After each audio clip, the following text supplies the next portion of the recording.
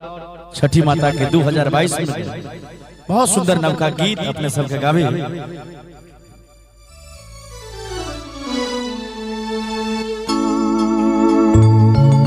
पैर हम पड़ै छी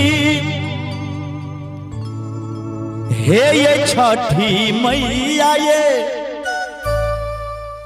पैर हम पड़ै छी हे ये राना मैया ये, हे ये छठी मैया ये। मैया पिया जी के नौकरी धराए दियो, चिंता सब में लाए दियो ये। मैया पिया जी के नौकरी धराए दियो, चिंता सब में लाए दियो ये।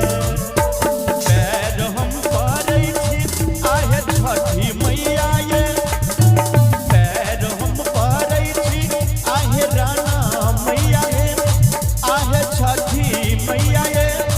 मैया सैया जी के नौकरी भराए दियो, चिंता सब